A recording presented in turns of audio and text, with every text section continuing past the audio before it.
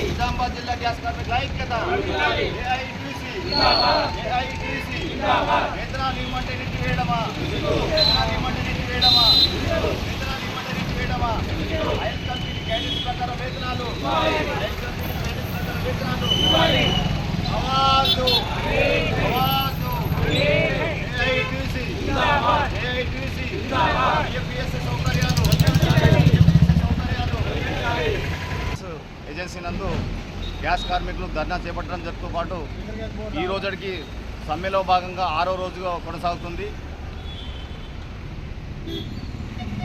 6వ రోజు కొనసాగుతుంది.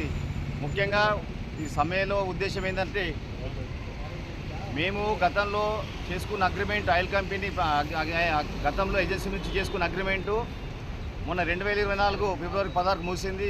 మళ్ళీ నూతన రేట్ల ఒప్పందం ప్రకారం అగ్రిమెంట్ చేయమంటే యజమాన్యము ఒప్పుకోకుండా మనల్ని మీరు వెళ్ళండి, రోడ్డు మీద వెళ్ళండి, మీరు ఏం చేసుకుంటారో చేసుకోమని చెప్తున్నారు.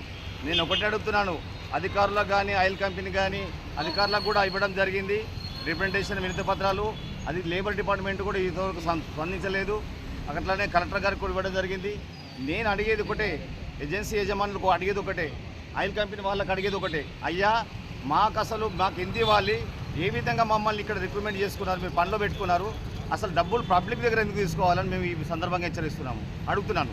అసలు పబ్లిక్ దగ్గర తీసుకోమని చెప్పేసి మమ్మల్ని ప్రోత్సహించేసి వాళ్ళ దగ్గర తీసుకోండి, మేము ఏమి మాత్రం ఇవ్వము, మేము ఆటోలు పెట్టుకొని డీజిల్ పోసుకొని ఇవన్నీ చేస్తున్నాము.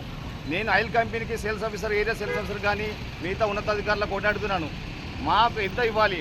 ఆయిల్ కంపెనీ గైడెన్స్ ప్రకారము ఈరోజు వచ్చేసి 2023 ఒప్పందం ప్రకారం ₹33.43 డెలివరీ ఛార్జెస్ అని క్లియర్గా ఒక ఇంస్ట్రక్షన్స్ ఉన్నాయి.